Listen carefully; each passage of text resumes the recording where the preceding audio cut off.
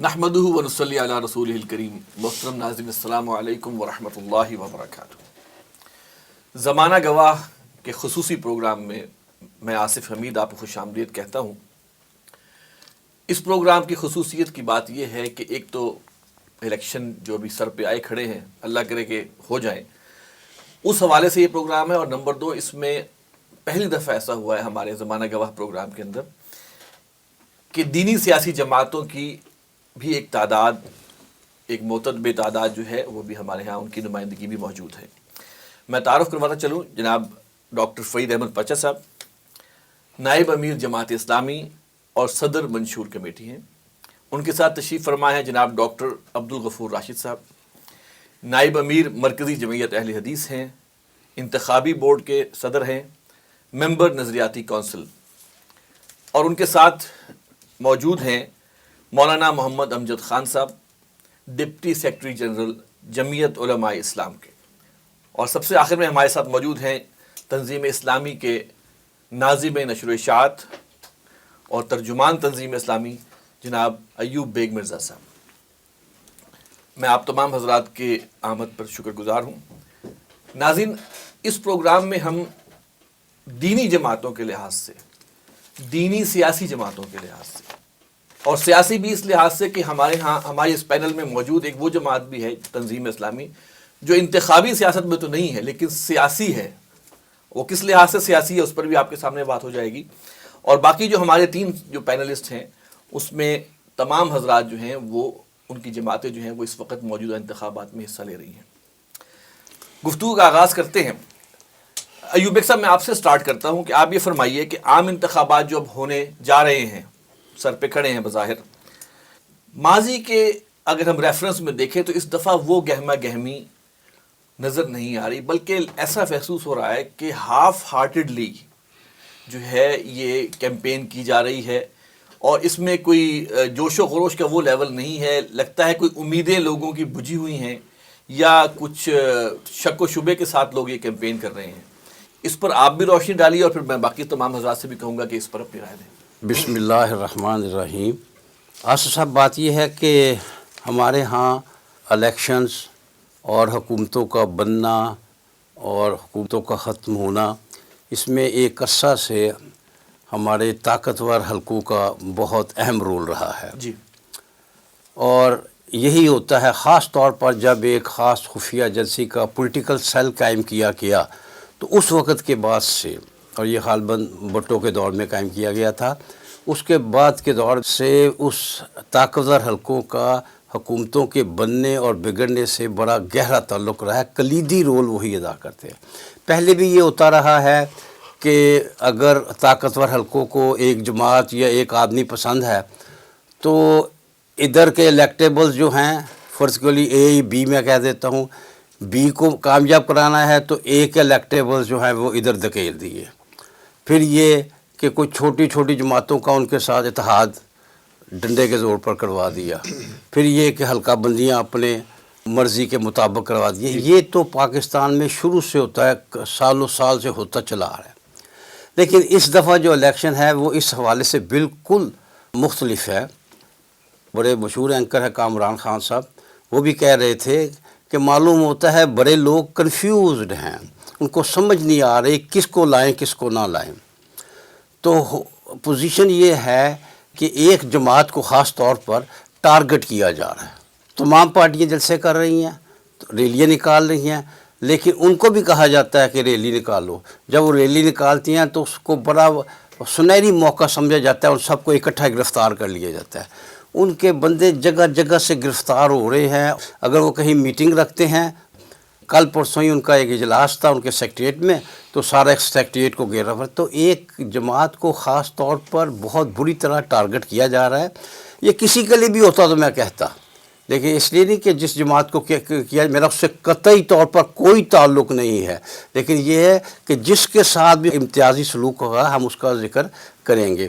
دیکھیں، مثلا انہیں نشان سے محروم کر دیا گیا اور اس کا عذر ایسا تراشا جو وضاحت جو کہ وہ بدتر پوزیشن ہو گئی کہ جی ان کے الیکشن ہی ہوئے تھے. آپ جانتے ہیں کہ پاکستان میں جماعتوں کے الیکشن کیسے ہوتے ہیں. اگر نون کا ہوگا تو آپ کو پتہ ہے کس نے آنا ہے، شہباز شریف آئے گا، نواز شریف آ جائے گا، اگر پیپلز پارٹی کا ہوگا تو زرداری آ جائے گا ووٹر، سب کو پتہ ہے۔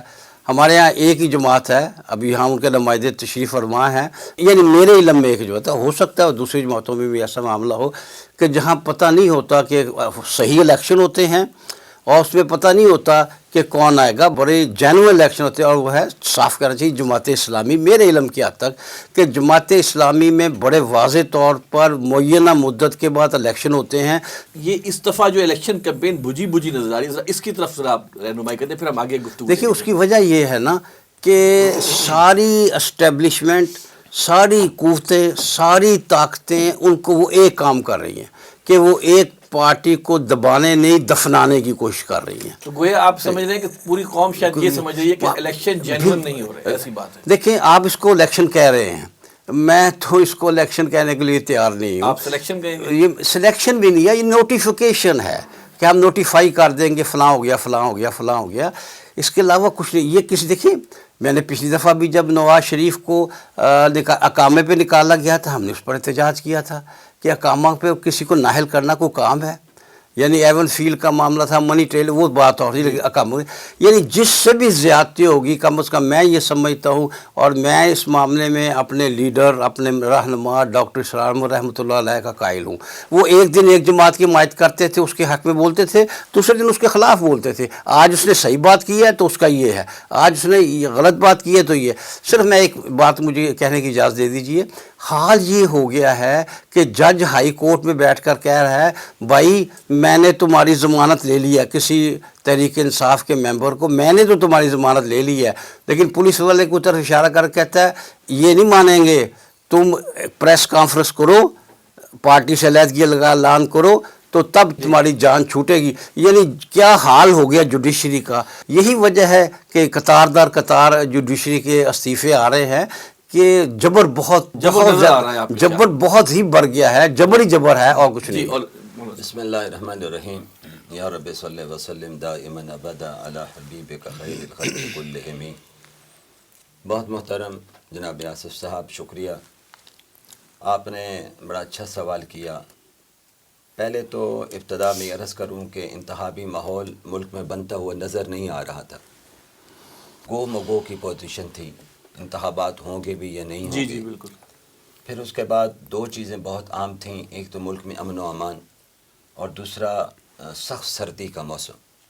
اسی حوالے سے ہماری جماعت کے سربراہ حضرت مولانا فضل الرحمان صاحب نے الیکشن کمیشن کے سامنے یہ موقف رکھا اور پوری قوم کے سامنے رکھا کہ میں سمجھتا ہوں کہ اس وقت جب کہ سردی شدت پر ہے، برف باری کا آغاز ہوا چاہتا ہے، ان حالات میں ووٹ ڈالنے کے لیے لوگ کس طرح اپنے گھروں سے نکلیں گے، اور بعض علاقے آپ کے علم میں بھی اور میرے علم میں بھی اور ان زعماء کے علم میں بھی کہ وہاں تو اتنی برف باری ہوتی کہ لوگ شہروں کو چھوڑ کے دوسرے شہروں کی طرف ہجرت کر جاتے ہیں۔ پھر دوسرا تھا کہ آپ نے دیکھا کہ خیبر بلوچستان میں بدامنی عروج پر تھی۔ پھر مختلف جماعتوں کے زعماء کو کہا گیا کہ آپ اپنی کمپین کو نہ چلائیں، خود ہماری جماعت کے رہنما لیڈر حضرت مولانا فضل الرحمان سے کہا ڈی آئی خان میں نہ جائیں۔ اب لازم بات ہے کہ آبائی حلقے میں اگر ہم نہ جا سکیں گے تو کمپین کیسے چلے گی۔ پھر ہمارے لوگ شہید ہوئے، مختلف جماعتوں کے لوگ بھی ٹارگٹ کیے گئے، اور ان حالات میں نظر یہ آ رہا تھا کہ صورتحال گو مگو کی۔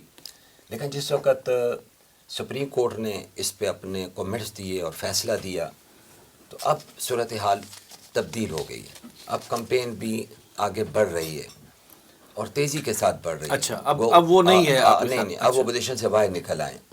ان حالات میں باوجود کہ ہماری جماعت کو تھریٹ تھے، ان کو روکا گیا، لیکن مولانا فضل الرحمان صاحب نے بھی آپ نے دیکھا کہ انہوں نے مختلف بڑے جلسوں سے خطاب کیا، پنجاب میں بھی، خیبر میں بھی، پھر سندھ میں بھی چلے گئے، اور اب پھر کل سے خیبر کے مختلف جلسوں میں وہ تشریف لے جا رہے ہیں۔ میں سمجھتا ہوں کہ اب صورتحال بالکل تبدیل ہو گئی اور دوسری جماعتیں بھی میدان عمل میں کھڑی ہیں اور انتخابی مہم کا آغاز ہو چکا ہے اور واقعتاً اب انتخابات ہونے کو جا رہے ہیں۔ سر آپ اس حوالے سے روشنی ڈالیے گا کہ آپ بھی کیا سمجھتے ہیں کہ برابری والا معاملہ جو ہے وہ تو بظاہر نظر نہیں آتا انتخابات میں، کیا یہ وجہ ہے کہ لوگ بجھے بجھے ہیں یا جو مولانا نے بتایا ہے وہ وجہ ہے؟ بسم اللہ الرحمن الرحیم۔ پہلے تو اسف بھائی آپ کا شکریہ کہ آپ نے تنظیم اسلامی کے مرکز میں ہمیں آنے کا موقع دیا اور زیارت کا موقع فراہم کیا۔ میں سمجھتا ہوں کہ انتہائی بدقسمتی ہے माहौल ऐसा पैदा हो गया कि हम दूसरे की नीयतों पे शक करते हैं, किसी की राय का एहतराम करना भी हम मुनासिब नहीं समझते। हर बंदे को हक है कि वो अपनी राय पेश करे, जी। अपना नज़रिया पेश करे। ये इंतखाबात का ही ले लें, जिस तरह मौलाना अमजद साहब ने फरमाया कि जमीयत उलमा इस्लाम के सरबराह मौलाना फजल रहमान साहब ने हालात के पेश नज़र कहा कि ये इलेक्शन नहीं होने चाहिए, डिले हो जाने चाहिए। ये नहीं कहा कि इलेक्शन नहीं, डिले कर ले, मौसम बेहतर आ जाएगा तो कर लेना, थ्रेट भी है, मौसम भी ख़राब है। जी।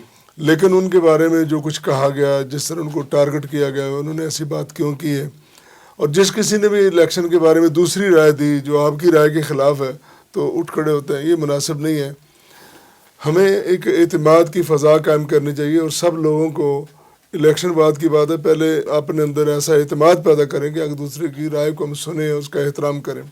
दूसरी बात यह है कि इलेक्शन पहले वाकई ऐसा था कि जो इलेक्शन करवाने वाले हैं उनको भी नज़र नहीं आ रहा था कि हमारे मतलूबा मकासद पूरे होंगे कि नहीं होंगे। वाज़ह सी बात है, अब ये कोई ऐसी डकीच भी बात नहीं रही, ये ओपन सीक्रेट हो गया है कि ताकत और क़ुव्वतें वो किस तरह मैनेज करते हैं और किस तरह जा रहे हैं। तो वो ख़ुद भी परेशान थे कि हम मैनेज किस तरह करेंगे। जी। अब लगता है कि उन्होंने मैनेज कर लिए और वो इलेक्शन होने जा रहे हैं और तमाम जमातें इस वक्त फुली तौर पर इलेक्शन के अंदर इंतखाबात में उतरी हुई हैं और कर रही हैं।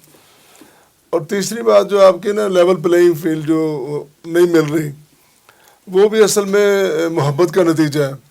तो वो चूँकि ताकतवरों की पहली मोहब्बत थी, उनके अपने उनके साथ मुराद, वो जानते थे कि हमने इस जमात को किस तरह खड़ा किया है, किस तरह बनाया और क्या क्या इसमें खामियाँ खूबियाँ हैं और किस तरह ये बोलते हैं, किस तरह ये इज़हार करते हैं। तो वो उनको हमसे ज़्यादा जानते हैं क्योंकि उन्होंने बनाया, हमने बनते देखा, उन्होंने बनाया। तो जिस तरह उनका रवैया है उस पार्टी के अरकान का, तो वो मालिक और ममलूक आपस में एक दूसरे को जानते हुए उनके साथ जो सलूक कर रहे ठीक नहीं है। हम भी समझते हैं कि जब वो मैदान में उतरे हैं तो सबको बराबर का हिस्सा मिलना चाहिए, उनको फील्ड मिलना चाहिए, उनको हक़ राय दही होना चाहिए। लेकिन जो ख़राबियाँ नज़र जो उनके पीछे मौजूद हैं कि अगर थोड़ा सा मौका मिलता है तो किस तरह उभर के सामने आते हैं, किस तरह हर चीज़ को सबूताज करते हैं, किस तरह मुआशरे की तबाही का सबब बनते हैं, ये अब सियासी कारकुनान वाली बात नहीं रह गई। तो मैं समझता हूँ कि ज़्यादती तो हो रही है, लेकिन मेरी उनसे भी दरख्वास्त है कि आप अब तो कम अज़ कम सीख जाएं। इतना आपने नुकसान करवा लिया, अब आप कम अज़ कम सियासी वर्कर बन जाएं, मुहब्बे वतन पाकिस्तानी बन जाएं, तो आप भी दूसरों की तरह एक बेहतर इंसान और बेहतर पाकिस्तानी शहरी बन के सामने आए तो उम्मीद की जा सकती है कि आगे हालात बेहतर हो जाएंगे। जी जी डॉक्टर साहब। अच्छा जी, बिस्मिल्लाहिर्रहमानिर्रहीम। तीनों दोस्तों से इत्तफाक करते हुए मैं ये अर्ज़ करूँगा कि बेयकीनी और गैर यकीनी हालात, ये तो हमारे हर इलेक्शन पर इसकी तलवार लटकती रही है। जितने भी अब तक इलेक्शन हुए हैं यही बहसें चलती रहेंगे, होगा नहीं होगा, और जानबूझ के ये बेयकीनी पैदा की जाती है ताकि उसमें वो जिस हद तक इसको आगे ले जाना चाहते हैं उसी हद तक जाए और बाकी लोग एक्टिव ना हो। ये एक तवील अरसे से देख रहे हैं। दूसरी बात ये थी कि जी जो इलेक्शन है वो तो है ही छपटना पलटना, पलट कर छपटना, इस चीज़ का नाम इलेक्शन है। लेकिन यहाँ यानी ये हुआ कि एक पार्टी, जैसे बेग साहब ने कहा, कि उसको मौका नहीं दिया गया। हम ये समझते हैं कि ये सारी ख़राबी की जड़ वो खुद ही हैं होंगे। और वो जो कहते हैं ना कि जी कुछ सानू मरन दा शौक भी सी, तो वो बहुत सारे चीज़ें उन्होंने, वो अगर अपोजिशन में, हाँ, वो अपोजिशन में बैठ जाते तो हालात ही इस मुल्क के बहुत मुख्तलिफ होते। वो अपनी हुकूमतों को न तोड़ते पंजाब और खैबर में, तो तब भी हालात मुख्तलिफ होते। वो पूरा करने देते असेंबली को अपना टेन्योर, चाहे उनको अपोजिशन में बैठना पड़ता। तो ये सारी चीज़ों का कहीं तो तज्जिया होगा, वो इलेक्शन के बाद ही होगा। लेकिन इसके बाद फिर पार्टी को पार्टी के तौर पर इलेक्शन में हिस्सा लेने का मौका देना चाहिए। और ये एक गैर वाज़ेह सी पोजीशन है कि वो आज़ाद हैसियत पे हैं, फिर भी गिरफ्तारियां हो रही हैं, तो ये किसी तरह भी ठीक नहीं है। उसकी वजह से भी एक बेरौनकी है। फिर वो चीज़ें कि जिनको बयान किया, मौसम की भी शिद्दत है, फिर अमन आमा के भी मसाइल हैं, وہ بھی ہیں. اور کئی لحاظ سے بہتر ایک طرح سے ہو گیا کہ الیکشن تھوڑا سا سستا ہو گیا، ورنہ تو اتنا زیادہ یعنی مہنگا یہ الیکشن شر میں سے یہ خیر نکال رہے ہیں. یعنی اس میں سے شر میں سے کچھ خیر یہ ہوا اچھا. کہ اب وہ بڑی حد تک یعنی اس کے مطابق ہورڈنگز وغیرہ یا فلیکسز یا باقی چیزیں، اور وہ جو ایک بڑے دفاتر کھلتے تھے اور اس کے کھانے چلتے تھے، اور وہ سارا کلچر نہیں ہے اس الیکشن میں. تو یہ ایک بہتر پوزیشن ہے. پھر آتش بازی اور فائرنگ اور یہ اور وہ، تو کچھ چیزیں اچھی بھی ہوئی ہیں کہ جس کو ہم سمجھتے ہیں کہ آئندہ انتخابات کے لیے وہ بہتر رہے گا. اس میں چاہیے الیکشن کمیشن کو کہ وہ اپنا رول بڑھائے، اور پتہ چلے کہ الیکشن کمیشن ہے موجود یہاں پہ، ریموٹ کنٹرول کسی اور کے ہاتھ میں نہیں ہے بلکہ الیکشن کمیشن کے اپنے پاس ہے. تو پھر یہ کم از کم الیکشن کی بے یقینی کی جو کیفیت ہے یہ ختم. اچھا، اس میں چونکہ اللہ کے فضل ہے کہ آج ساری دینی جماعتیں یہاں اکٹھی ہیں، میں یہ پوچھنا چاہوں گا آپ تین حضرات سے جو کہ الیکشن میں بھی حصہ لے رہی ہیں آپ کی جماعتیں، کہ سر آپ کے منشور میں جو دین کے لحاظ سے، اسلام کے لحاظ سے، دین کی سربلندی کے لحاظ سے وہ کون سے ایسے نکات ہیں جو آپ یہاں پر شیئر کر سکیں؟ مولانا امجد صاحب. جی بہت اچھا سوال آپ نے فرمایا. گزارش یہ ہے جی کہ یقینی طور پر جو جماعت انتخابی عمل میں اترتی ہے وہ منشور لے کر قوم کے پاس جاتی ہے، اور منشور کی بنیاد پر قوم ان کو ووٹ دیتی ہے. بلکہ میں آپ کے پروگرام کے ذریعے قوم سے یہ اپیل کروں گا کہ انہیں تمام جماعتوں کے منشور کا مطالعہ بھی کرنا چاہیے اور ان کے ماضی پر نظر بھی رکھنی چاہیے. کیا بلند و بلند دعوے کیے گئے اور عمل اس کے بعد اقتدار ملنے کے بعد ہوا یا نہیں ہوا؟ اس حوالے سے انہیں تمام سیاسی جماعتوں، مذہبی جماعتوں کو بنظر غائب دیکھنا چاہیے. جمعیت علماء اسلام اس وقت انتخابی میدان میں موجود ہے، اور ہم نے الحمدللہ ہر انتخابات میں حصہ لیا. کبھی ہم اکٹھے مذہبی جماعتیں میدان میں اتریں، اور کبھی ایسے بھی ہوا کہ الگ الگ بھی ہم میدان میں، جیسے ابھی ہم موجود ہیں. ہمارا منشور کا بنیادی نقطہ یہ ہے کہ یہ دھرتی اللہ کی ہے تو اس پہ نظام بھی اللہ کا آنا چاہیے. یہ پاکستان جو کلمے کے نام پہ بنا، لا الہ الا اللہ کے نام پہ بنا، آج بدقسمتی سے 70 سال سے زائد عرصہ گزر چکا، اس میں لا الہ الا اللہ کا نظام نہیں آ سکا ہے. آج اگر کوئی نظام کی رمق آپ کے سامنے ہے یا دستور میں کچھ چیزیں موجود ہیں تو یہ اس کا سارا کریڈٹ مذہبی جماعتوں کو جاتا ہے، اس کا کوئی انکار نہیں کر سکتا ہے. ہم نے بہرحال قوم سے یہ کہیں گے کہ ہم 2-3 نکات کی بنیاد پر قوم کے سامنے موجود ہیں. ایک، ہم اپنا ماضی قوم کے سامنے رکھیں گے، قوم اس ماضی پہ نظر ڈالے. الحمدللہ میں بڑے یقین سے کہتا ہوں کہ جمعیت علماء اسلام یا مذہبی جماعتیں، ان میں سے کسی جماعت پر کرپشن کا الزام کوئی بھی نہیں ہے.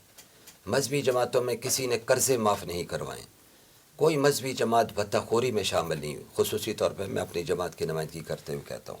اور پھر مجھے یہ فخر ہے کہ الحمدللہ اس حوالے سے تمام مذہبی جماعتوں کو اللہ پاک نے خاص فضل فرماتے ہوئے اس ماحول میں محفوظ رکھا ہے. ہم قوم سے کہیں گے ماضی کو دیکھیں. ہم نے ماضی میں جب انتخابی عمل میں اترے، آج بھی ہم انتخابی عمل میں اترے، ہم نے قوم سے نہیں کہا کہ ہم آپ کو 1 کروڑ نوکریاں دیں گے. ماضی میں بھی نہیں کہا، آج بھی ہم نہیں کہہ رہے. ہم نہیں کہتے ہم 50 لاکھ آپ کو مکانات دیں گے. جنہوں نے یہ دعوے کیے انہوں نے جو کچھ کیا وہ قوم سے ڈھکا چھپا نہیں ہے.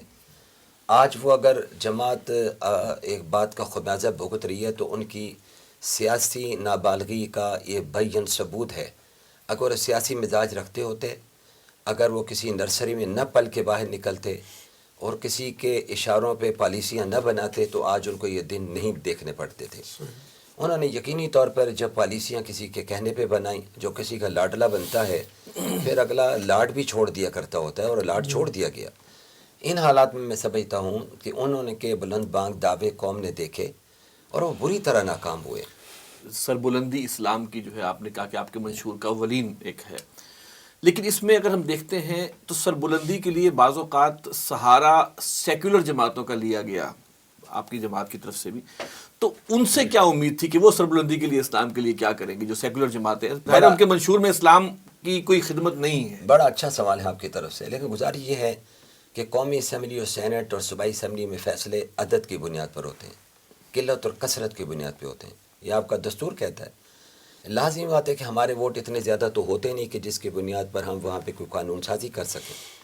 ہمیں بہرحال ان کا تعاون کی ضرورت ہوگی. یہ بھی ایک حقیقت ہے کہ آخر کا وہ بھی مسلمان ہیں کلمہ پڑھنے والے ہیں، دین کو جانتے ہیں. جب دین کا مسئلہ آتا ہے تو پھر ہمیں ان کی سپورٹ بھی مل جاتی ہے. میں اس کی بڑی مثال دینا چاہتا ہوں.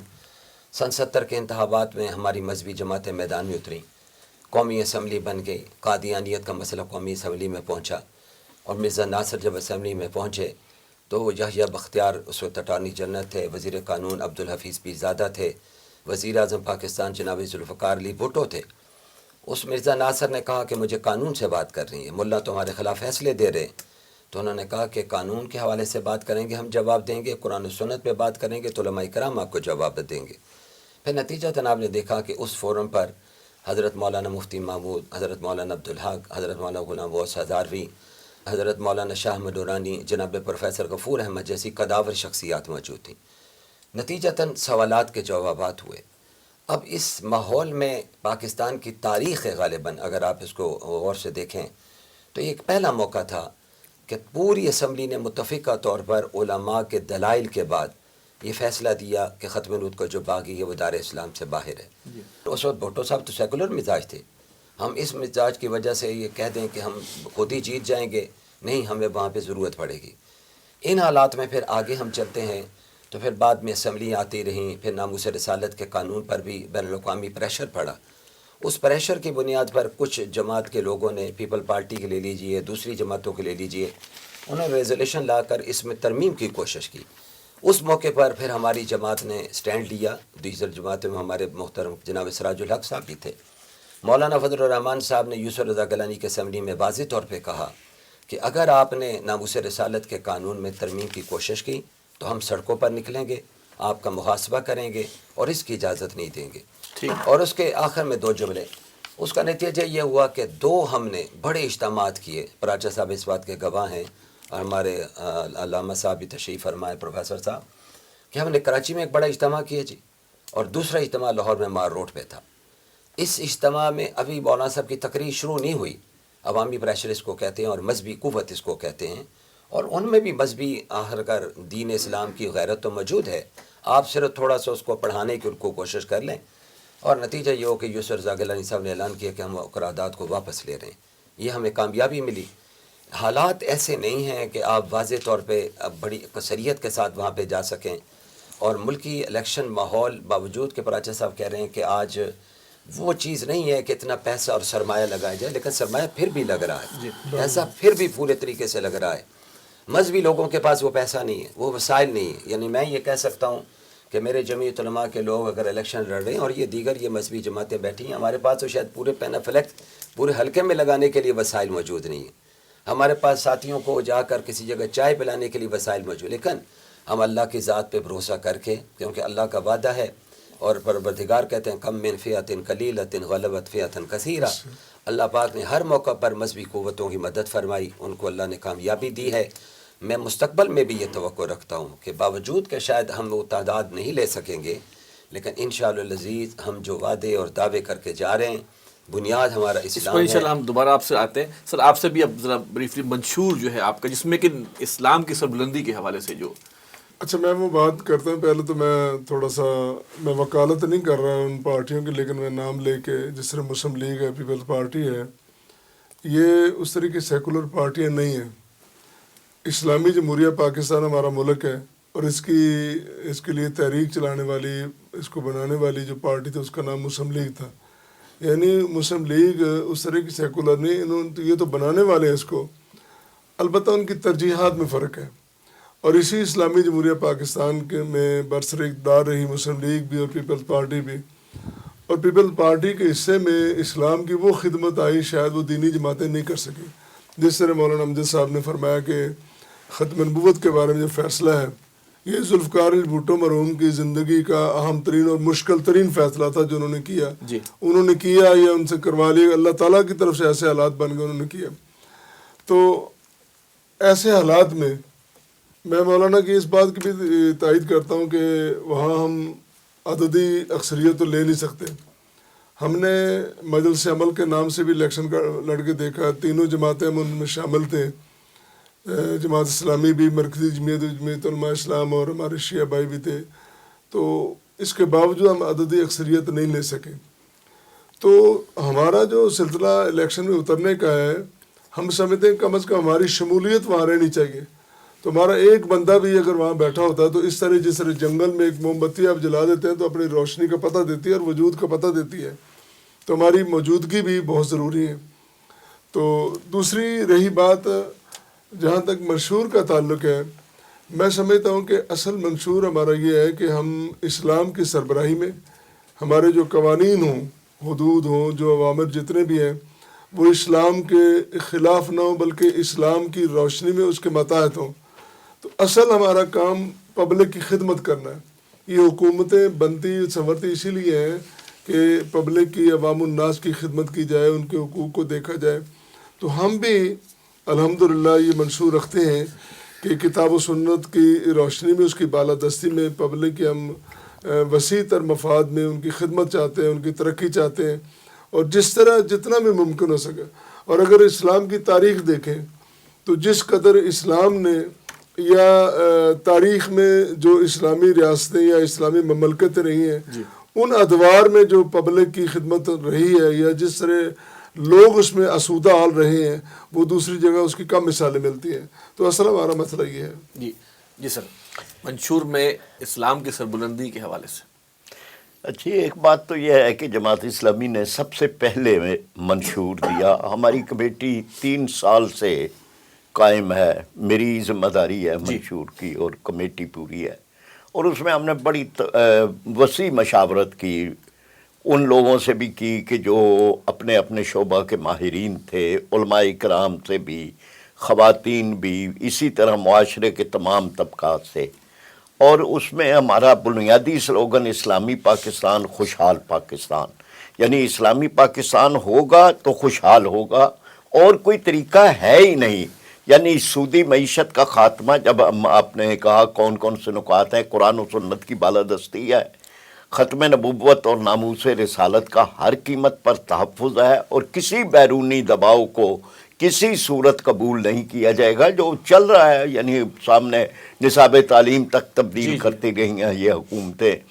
پھر اس کے بعد اس بارے میں کہ جو اسلام سے متصادم جتنے قوانین ہیں، ان قوانین کو بھی ختم کرنا. اسلامی نظریاتی کونسل کی جو سفارشات ہو چکی ہیں اور جن پر عمل درآمد نہیں ہوا، ان پہ وفاقی شرعی عدالت کے جتنے فیصلے ہیں ان فیصلوں پر عمل درآمد. سود کے خلاف وفاقی شرعی عدالت کے 2 فیصلے اور 1 فیصلہ شریعت ایپلٹ بینچ کا، لیکن عمل درآمد نہیں ہے. یہ ٹھیک ہے، ڈاکٹر صاحب نے ارشاد فرمایا کہ یہ پارٹیاں اس معنی میں سیکولر نہیں ہیں، لیکن عمل کے لحاظ سے تو اگر ہمارے ملک میں اسلام پوری طرح نافذ نہیں ہو سکا تو اس کی بنیادی رکاوٹ تو یہی پارٹیاں ہیں کہ اقتدار پہ 3 4 مرتبہ اقتدار پہ رہیں، صوبوں میں اقتدار پہ رہیں، مرکز میں اقتدار پہ رہیں، 2/3 میجارٹی کے ساتھ بھی رہیں. یعنی یہ سارا ان کے پاس ہے، یعنی واضح میجارٹی کے ساتھ رہیں، لیکن اس کے باوجود وہ نہیں ہوا. لیکن اس میں تو پھر دینی جماعتوں کا بھی ہوا نا. ایم ایم اے کا جو دور ہے اس میں جب 2 صوبوں میں ایک واضح اکثریت نہیں، ایم ایم اے مرکز میں تو نہیں تھی نا برسر اقتدار. صوبوں کی حد تک جو صوبوں کی حد تک جو چیزیں تھیں تو وہ ہوئی تھی. یعنی صوبوں کے حد تک خیبر بینک میں بلا سود نظام کو خواتین، اسی دور میں حسبہ بل بھی، اس کے بعد آئلی قوانین کے حوالے سے جو کام ہوا، حسبہ بل ٹھیک تھا لیکن مرکز میں آ کے اس کو روک دیا گیا. اسی طریقے سے دیگر جتنی بھی چیزیں تھیں، یعنی اس زمانے کے اندر جو ہماری طرف سے ہو سکتی تھی وہ میکسیمم ہوئی تھی. لیکن یہ بات ضروری ہے کہ دینی جماعتیں جو ہیں وہ مرکز کے اندر بھی ہوں، اقتدار میں صوبوں میں بھی ہوں، تاکہ وہ اپنے اس کو امپلیمنٹ کر سکیں. اسی طرح جاگیرداری نظام کا خاتمہ، فحاشی اور رانی کا خاتمہ، اور سودی معیشت کا خاتمہ. پھر اس کے بعد ہمارے پیش نظر یہ ہے کہ زکوٰۃ اور عشر کے نظام کو اس طرح نافذ کیا جائے کہ اس کی برکات معاشرے تک جائے، اور تمام ہر صاحب نصاب سے لازمی زکوٰۃ لے کے اس زکوٰۃ کو پھر آگے غریب خاندانوں پر، مدارس میں، دیگر جگہ پہ، یعنی مدارس کے نظام کو اپنی جگہ قائم رکھتے ہوئے باقی. اور اس کے بعد وہ جو ہے وہ 2.5 لاکھ روپیہ سالانہ ہم نے کیا، 1 کروڑ خاندانوں کو وہ مل سکتا ہے. اسی طریقے سے ہم نے جتنی شاہانہ براعات ہیں ان کا خاتمہ، یہ اسلامی یعنی وہ ہیں، کس بنیاد پر 90,000 گاڑیاں ہیں مرکز کے پاس کہ جن کا پٹرول آپ میں ہم معاشرہ غریب لوگ دے رہے ہیں ان، اور اسی طرح سے بجلی گیس جو بھی ان کو مراعات ہیں ہم سب ختم کریں گے یہ مراعات ہے. اور ہم یہ سمجھتے ہیں کہ کرپشن نے تباہ و برباد کر دیا ہے ہمارے ملک میں. اسی طرح سے ہم یہ جو بجلی مہنگی بن رہی ہے اس کو ہم خاتمہ کریں گے. یہ ساری وہ اسلامی نظام کی برکات ہیں. 60 روپے یونٹ ہم بجلی لے رہے ہیں جو بڑی آسانی سے 10 روپے یونٹ تک بجلی جو ہے وہ مل سکتی ہے. تو ہم اسی طرح کے اور نکات ہیں، یہ ایک پوری تفصیل ہے. بیگ صاحب میں آپ سے سوال کروں گا، دیکھیں منشور جو سامنے آیا ہے تینوں جماعتوں کے، اگر اجازت دیں تو ایک پوائنٹ میں بھی بات کر دوں کہ بنیادی طور پر آج تک پاکستان میں کسی مذہبی جماعت کو یا مذہبی جماعتوں کے اتحاد کو حکومت نہیں مل سکی. کوئی ہمارا مذہبی لیڈر وزیر اعظم نہیں بن سکے، صدر نہیں بن سکے. قائد حزب اختلاف ضرور بنے. جی میں عرض کرتا ہوں، نہیں میں اس سے آگے بڑھ کے بات کرتا ہوں. ہمیں 2 مرتبہ صوبہ سرحد میں حکومت ملی ہے. ایک مرتبہ مولانا مفتی محمود وزیر اعلیٰ بنے. مولانا مفتی محمود گو کہ صرف 9 ماہ کے لیے تھے، لیکن رسول کی بنیاد پر انہوں نے ریزائن کر دیا تھا. لیکن 9 ماہ میں جو انہوں نے اقدامات کیے تھے، صوبہ سرحد کی تاریخ کو پڑھ لیجیے اور پاکستان کی تاریخ کو، کہ اتنے اہم اقدامات کیے کہ جس کو آج بھی مورخ ان کو خراج تحسین پیش کرتا ہے. پھر اس کے بعد MMA کی حکومت بنی. اس میں مولانا فضل الرحمان صاحب کی اور قاضی حسین صاحب مرحوم کی سربراہی میں الحاج اکرم خان درانی وزیر اعلیٰ بنے، اور پھر جناب سراج الحق صاحب اس میں سینئر وزیر تھے، وزیر خزانہ تھے. اس دور میں میں سمجھتا ہوں کہ MMA نے جو 5 سال میں اقدامات کیے، اور ایسے اقدامات کیے کہ جو واقعتاً جو منشور قوم کے سامنے ہم نے رکھا تھا، صوبے کی بساط تک ہم نے اس پہ پوری کوشش کی. حسبہ بل کی ابھی آپ نے بات کی، ہم نے جب اس کو منظور کیا تو اس کے راستے میں پرویز مشرف رکاوٹ بنے اور اس کو سپریم کورٹ میں لے جا کر ریجیکٹ کروایا گیا. پھر ترامیم کی بات کی گئی، پھر وہ ترامیم کر کے پاس کیا گیا، پھر اس کو ریجیکٹ کروایا گیا. صوبے کی حد تک جو اقدامات ہو سکتے تھے وہ جمعیت علماء اسلام نے اور مذہبی جماعتوں نے مل کر کیے ہیں.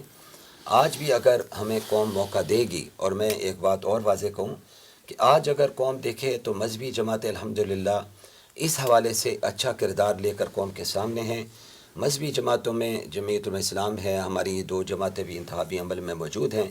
ان کے ماضی کو دیکھیں اور ان جماعتوں کے ماضی کو دیکھیں، اس کی بنیاد پر ووٹ دیں. اچھا بیگ صاحب میرا سوال آپ سے یہ تھا کہ منشور آ گیا سب کا، یہ جو منشور ہے اس میں سب تمام حضرات اس بات سے تو متفق ہوئے کہ ہمیں ڈیفینیٹلی اکثریت نہیں مل سکی یا نہیں مل سکتی جو حالات سامنے آ رہے ہیں. تو اس کا مطلب تو یہ ہوا نا کہ نظام تو پھر یہی چلتا رہے گا، نظام کے اندر تو تبدیلی نہیں آ پائے گی. اس حوالے سے آپ کچھ اگر رائے دینا چاہیں. دیکھیں اشرف صاحب، بات یہ ہے، پہلی بات تو یہ ہے کہ ہم تنظیم اسلامی الیکشن کو کوئی حرام نہیں سمجھتی، تنظیم اسلامی الیکشن کو کوئی منکر نہیں سمجھتی. لیکن تنظیم اسلامی کا ایک اصولی موقف یہ ہے کہ کسی چلتے ہوئے نظام کو جمہوریت کے ذریعے، انتخابات کے ذریعے کسی نظام کو کبھی نہیں بدلا جا سکتا. تاریخ ہمیں بتاتی ہے کہ کبھی کوئی نظام ووٹ کے ذریعے نہیں بدلا، نظام ہمیشہ انقلاب سے بدلا ہے. میں تو کہا کرتا ہوں کہ جمہوریت بیچاری خود انقلاب کی محتاج تھی. انقلاب فرانس کے بعد ہی جمہوریت آئی نا، تو جمہوریت بیچاری تو خود انقلاب کی محتاج تھی، وہ کون سا انقلاب لائے گی؟ لہٰذا کسی پرانے فرسودہ نظام کو بدلنے کے لیے کبھی جمہوریت جو ہے، کبھی انتخابات جو ہے وہ کام نہیں دیں گے. اس کے لیے انقلابی اقدام ہی ہوں گے، اسی انقلاب کے ذریعے ہوگا، کسی ووٹوں کے ذریعے منتخب نہیں ہوگا. پاکستان ایک فیڈریشن ہے، اس کے مختلف صوبوں کے مختلف مزاج ہیں. بلوچستان کا مزاج ایک ہے، KPK کا ایک ہے، پنجاب کا بالکل مختلف ہے. لہٰذا اس میں یہ دیکھنا پڑے گا کہ کس انداز سے ہم چلیں کہ ایک چیز کو مقصد بنا کر، پھر مثال کے طور پر اگر جمہوریت میں مختلف بنیادیں بنائی جاتی ہیں، لیکن جب آپ اسلام کو انقلاب کا نام دیں گے تو پھر ایک چیز آپ کے مد نظر ہوگی کہ ہم نے پرانے نظام کو تلپٹ کرنا ہے اور اس کو تلپٹ کر کے ایک نیا نظام جو ہے وہ اسلام کا لانا ہے. ایک بات اور نوٹ کر لیجئے کہ جمہوریت بذات خود کوئی نظام نہیں ہے. نظام تو ہے کیپٹلزم، سرمایہ دارانہ نظام ہے. جمہوریت تو اس پر ایک ریشمی غلاب ڈالا گیا ہے سرمایہ دارانہ نظام پر، کیونکہ سرمایہ دارانہ نظام اتنا استحصالی نظام ہے کہ اس کو کوئی اس کی فیور نہیں کر سکتا. اور یہ اس کو دلیل یہ بھی ملتی ہے کہ جیسے مولانا نے فرمایا کہ ہمارے پاس تو سرمایہ بھی نہیں ہے فلیکس لگانے لیکن کا، اچھا اس اور میں جہاں پہ اس کے مخالف جو لوگ بیٹھے ہوئے ہیں انہوں نے تو کیا کچھ نہیں رنگی دیا. دوسری بات یہ جو فرمایا گیا ہے کہ بالکل ٹھیک بنایا کہ عددی اکثریت نہیں ہے جس سے وہ اپنا یہ اسلام کا معاملہ کر سکے. تو گویا یہ اعتراف ہے نا کہ جمہوریت کے ذریعے تو یہ کام نہیں ہو سکتا، کیونکہ نہ کبھی کہ آگے بھی کوئی ایسا امکان نظر نہیں آتا کہ فی الحال. کل کیا ہوتا ہے کل کی اللہ ہی جانتا ہے کہ عددی اکثریت اتنی ہو جائے. کیا ہم یہ کہہ سکتے ہیں کہ اگر ان پارٹیوں کے لوگ جب اسمبلی سینٹ میں آئیں گے تو کچھ نظام کو بہتر تو کر سکیں گے کہ نہیں؟ دیکھیں جمہوریت میں یہ بات ہوتی ہے، اس میں ہاتھ بدلتے ہیں، نظام نہیں بدلتا، انسان بدلتے ہیں. تو اس میں بہتری تو ویسے بھی اگر جمہوریت میں الیکشن پے در پے ہوتے جائیں تو بہتری تو آتی ہے. مغرب نے اسی طرح کوئی اپنے دنیاوی لحاظ سے جو بہتری حاصل کی ہے انہوں نے، مغرب نے یا امریکہ نے، وہ اسی طرح کیا نا. دیکھیں نا مثال کے طور پہ میں بہتری لانے کے لیے مذہبی یا دینی ہونا ضروری نہیں ہے، ایماندار ہونا یا آنےسٹ ہونا یا اس حوالے سے نہیں. آپ اس بات کو اس طرح نہ کریں، یقینی طور پر دونوں چیزوں کی ضرورت ہے. اچھا، دونوں چیزوں کی ضرورت ہے. میں ایک مثال دیتا ہوں کہ امریکہ میں انتخابات کے لیے سال مقرر ہے، مہینہ مقرر ہے، دن مقرر ہے کہ ہر لیپ سال میں ہوگا، نومبر میں ہوگا، اور دن بھی مقرر ہے کہ ہر پہلے منڈے کے بعد جو ٹیوزڈے آئے گا نا نومبر کا، نومبر کا جو پہلے منڈے کے بعد ٹیوزڈے آئے گا نا اس ٹیوزڈے کو ہوگا، یہ ہوگا. اور آپ دیکھیں کہ انہوں نے قید کر دیا انتخابات کو کہ وہ نومبر کی 2 تاریخ سے لے کر 8، نہ 2 سے پہلے ہو سکتا ہے نہ 8 کے بعد ہو سکتا ہے. اور کوئی طوفان آ جائے، کوئی کچھ ہو جائے انتخابات روکے. اگر آپ نے جمہوریت کو طرز حکومت بنانا ہے تو پھر ان کے پورے کرنے پڑیں گے آپ کو، تب آپ کو کوئی بہتری حاصل ہوگی. ہم اصل میں ایک گو مگو کی صورت میں ہیں. ہمارے جو دوسرے لوگ ہیں وہ اس کے کال کے ہر صورت میں جمہوریت ہی ہونی چاہیے. ایک ہے کہ وہ ہے کہ اسلام کا نظام جو آنا چاہیے. اسلام تو باقاعدہ ایک نظام ہے. دیکھیے یہ کہہ دینا کہ عددی اکثریت نہیں ہوتی، اس کا مطلب یہ تسلیم کرنا ہے کہ یہ جمہوریت کے ذریعے نہیں ہو سکتی. اور پھر آپ نے بھی حسبہ مل کے پختونخوا میں 2 دفعہ حکومت کی بات کی. دیکھیں میں معذرت کے ساتھ عرض کروں گا کہ جب MMA کی حکومت بنی ہے پختونخوا میں تو 4.5 سال کچھ نہیں ہوا اسلام کے حوالے سے، اور 4.5 سال کے بعد حسبہ بل پیش ہوا ہے. 4.25 سال یا 4.5 سال سے اوپر سے یقینا کوشش میں لگ گئے جو چاہے کہہ رہی، یعنی 4.25 سال کچھ نہیں ہوا. اور پھر کب ہوا؟ جب نئے انتخابات کی بات اٹھی تو پھر حسبہ بل آیا. اور یہ چیزیں اس لیے کہ یہ اصل میں انتخابات اور جمہوریت کے ذریعے آپ جڑ سے نظام کو نہیں بدل سکتے. آپ کو دیکھیں مثال کے طور پر آپ نے جب بھی کبھی تحریک چلائی ہے تو آپ کو کامیابی حاصل ہوئی ہے. آپ نے قادیانیوں کے خلاف تحریک چلائی، آپ کو کامیابی حاصل ہوئی. آپ نے 295C کے خلاف تحریک چلائی، آپ کو کامیابی حاصل ہوئی. اہل تشیع نے دیکھے کیسا کام کیا. اہل تشیع نے ضیاء الحق کا زبردست قسم کا مارشاء اللہ تھا، گھیراؤ کیا، تحریک چلائی، ضیاء الحق کو گھٹنے ٹیکنے پڑے اور اس بات پہ آنا پڑا. اصل میں جب حکمرانوں کو یہ مسئلہ کھڑا ہو جائے کہ ہماری کرسی خطرے میں ہے، وگرنہ یہ رو جو بہہ گئی ہے وہ ہماری کرسی لے جائے، تب وہ آتے ہیں اس طرح. جمہوریت میں ان کو اس طرح کی ضرورت نہیں پڑتی. سوال یہ ہے کہ اگر آج جو ہمارا نظام چل رہا ہے اس میں ایک انتہائی ایماندار اور جسے کہیں کہ بالکل آنےسٹ بندہ بھی سربراہ حکومت بن جائے تو آپ کے خیال میں وہ نظام جو ہے باقی پورا نظام اس کو سپورٹ کرے گا یا اس کو کاٹ کے پرے پھینک دے گا؟ اچھا ٹھیک ہے، یہ میرے خیال بہت زیادہ ہم وہ ایک نظریاتی بحث میں چلے گئے. جی موضوع تو اس وقت انتخابات ہیں جو موجودہ ہیں، لیکن یہ بات کہ جمہوریت میں جو پارٹیاں، دینی پارٹیاں بھی جمہوریت میں بیلیو کرتی ہیں، اس سے مراد مغربی جمہوریت نہیں ہے. جی مغربی جمہوریت جو ہے اس کا تو ساری فلسفی یہ ہے کہ عوام کی حکومت عوام کے لیے، عوام کے ذریعے. ہمارا تو نہیں ہے، ہم تو اللہ کی حاکمیت اعلیٰ کے لیے کر رہے ہیں. اور یہ کام ایک بہت بڑی جدوجہد کے بعد پارلیمنٹوں کے ذریعے سے ہی ہوا کہ قرارداد مقاصد کے ذریعے حاکمیت اعلیٰ اللہ رب العالمین کی، اور اسی پارلیمنٹوں کے ذریعے سے ہی وہ کانسٹیٹیوشن بنا کہ جس میں پاکستان کا نام اسلامی جمہوریہ پاکستان، سرکاری مذہب اسلام، قرآن و سنت کے منافی کوئی قانون نہیں بن سکتا، اور اسی طرح اور جو ذکر فرما رہے مرزا صاحب، تو وہ قادیانیت کے خلاف تحریک آخر میچور کہاں جا کے ہوئی؟ اسمبلی میں، پارلیمنٹ کے اندر، وہیں سے قانون سازی ہوئی۔ ورنہ یہ کہ وہ تحریکیں جن کے ساتھ آگے اسمبلیوں کے اندر لوگ نہ ہوں، وہ تحریکیں جو ہیں وہ پھر کہاں جا کے اپنا پھل دیں گی؟ اس لیے آج ہمارا مسئلہ یہ ہے کہ پہلی بات کہ جی کانسٹیٹیوشن ٹھیک ہے، بڑی حد تک اس میں خرابیاں بھی ہوں گی۔ دوسرا، اسلامی نظریاتی کونسل قائم ہے، وفاقی شرعی عدالت قائم ہے۔ ہاتھ جو ہیں، جو آپ کا سوال تھا، جو ہاتھ ہیں ہمارے پاس ہے، جو اس کو امپلیمنٹ کرنے والے ہیں، وہ نہ دین پر یقین رکھتے ہیں، نہ دین کو جانتے ہیں، نہ اس میں۔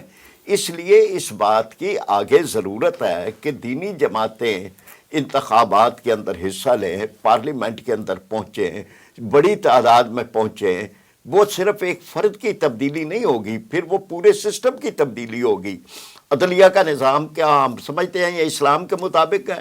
ہماری افواج پاکستان نے وہ سارے کا سارا جو سرمایہ ان کو پیچھے سے ملا ہے، اپنی ٹریننگ کا، اپنے پروٹوکولز کا، وہ تو انگریز کے دور کا آگے چل رہا ہے۔ اسی طریقے سے جو ہماری ہاں بہت سارے اور قوانین ہیں، قواعد ہیں، پی پی سی ہے، سی آر پی سی ہے، سی پی سی ہے، جتنے بھی ہیں وہ ساری کی ساری میں بڑی تبدیلیوں کی ضرورت ہے۔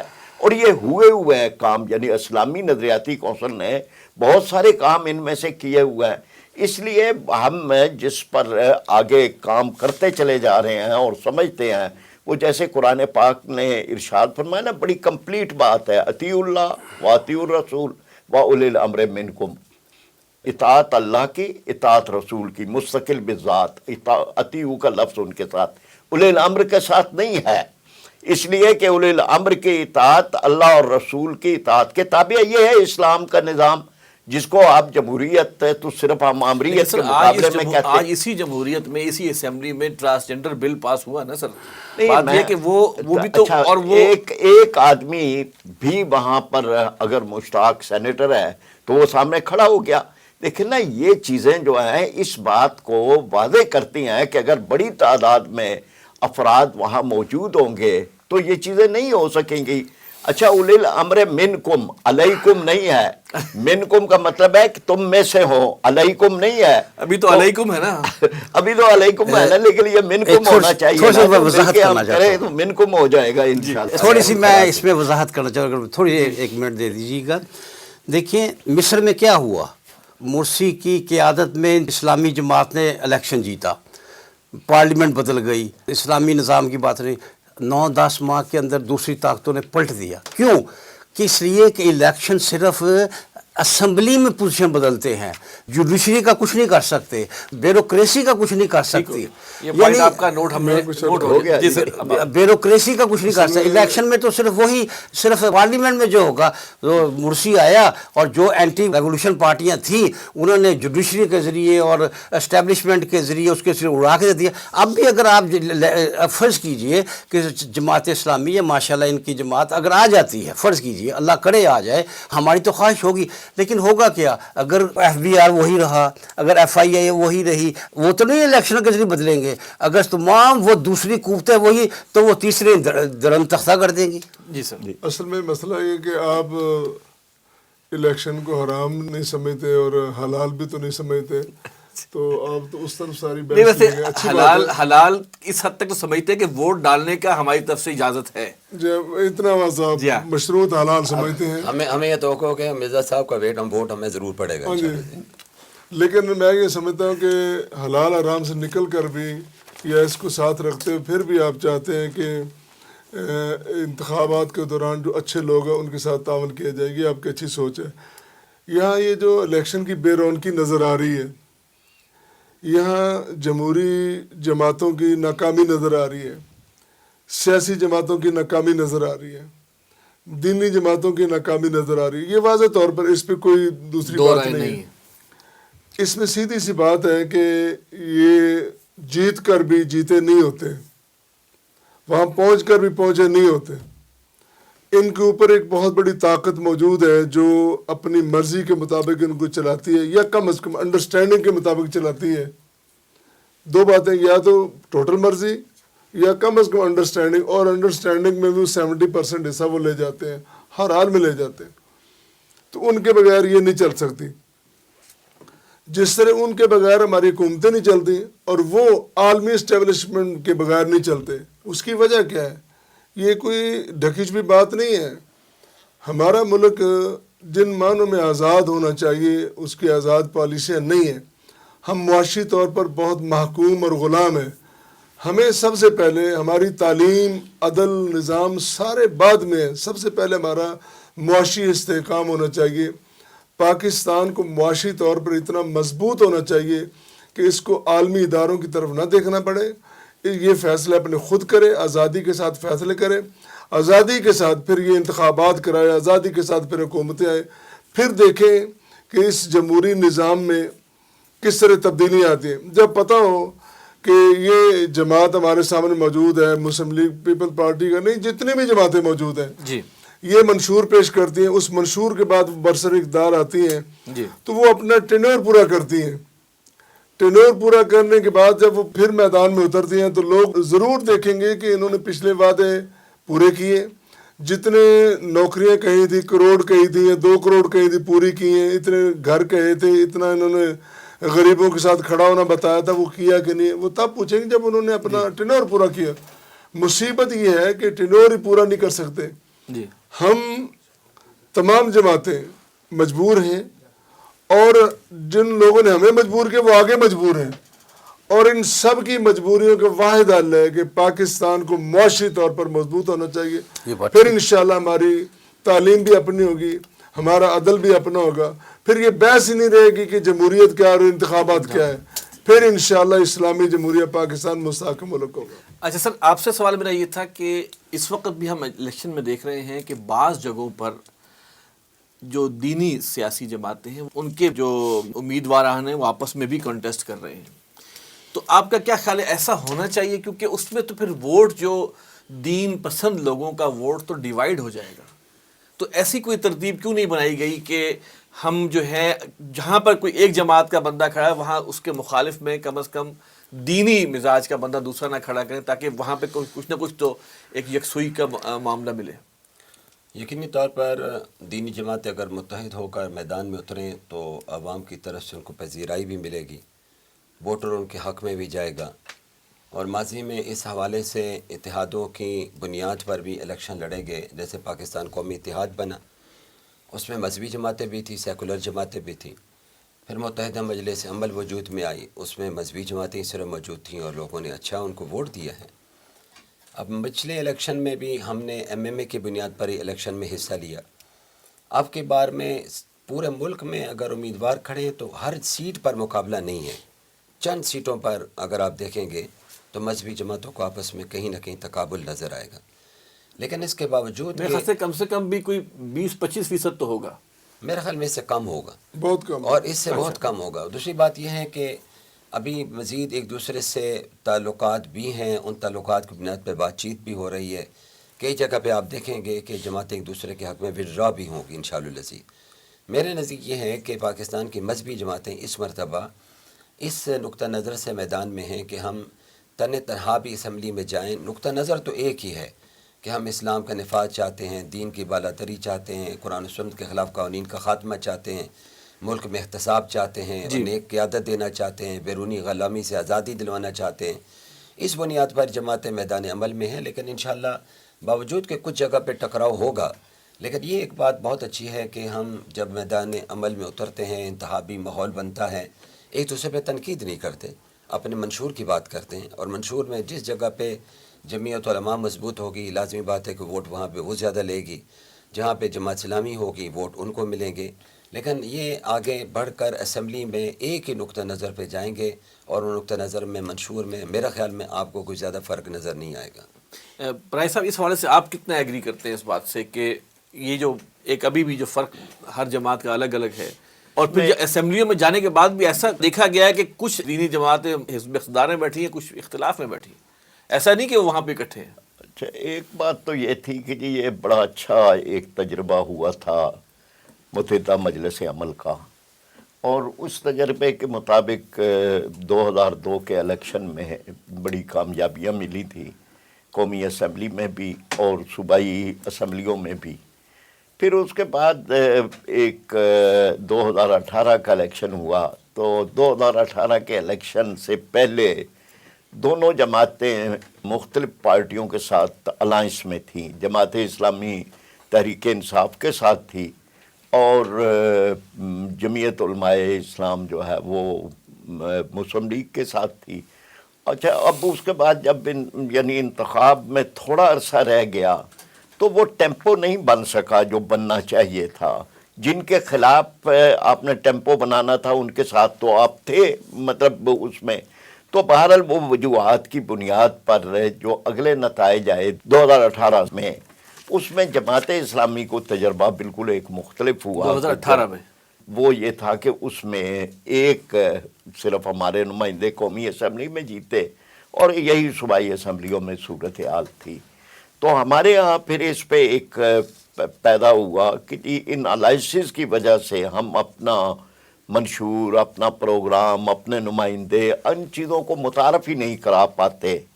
تو اب ہم نے تجربہ یہ کیا کہ جی ہم ایک طرح سے، لیکن اس کی دو پہلو ہیں، یعنی جس میں ایک تو یہ ہے کہ ہم نے یہ گنجائش رکھی ہماری شورا نے کہ سیٹ ایڈجسٹمنٹ ہو سکتی ہے۔ کن کے ساتھ؟ ترجیحاً دینی جماعتوں کے ساتھ۔ اچھا، یہ نہیں ہوا، یعنی یہ ہونا چاہیے تھا۔ میں نے جیسے کہا نا کہ جی اب اس مرحلے پہ ہم یہ گفتگو کریں گے تو ایک نظریاتی صرف یا علمی ایک بحث ہوگی، لیکن آئندہ کے لیے جن چیزوں کو مد نظر رکھا جائے تو وہ یہ ہے کہ دینی ووٹ کو اکٹھا رہنا چاہیے، چاہے وہ سیٹ ایڈجسٹمنٹ کے ذریعے سے ہو یا کوئی بھی ترکیب ہو۔ پھر جو اگلی بات جس کو آپ نے کہا کہ جیت کے اسمبلیوں میں چلے جائیں، تو عین ممکن ہے کہ سیاسی فیصلے پارٹیوں کے مختلف ہوں، لیکن دینی معاملات پہ یہ پہلا بھی تجربہ ہے کہ دینی معاملات پہ سب ایک ہوتے ہیں، اور چاہے وہ اپوزیشن میں ہوں یا حکومت میں ہوں۔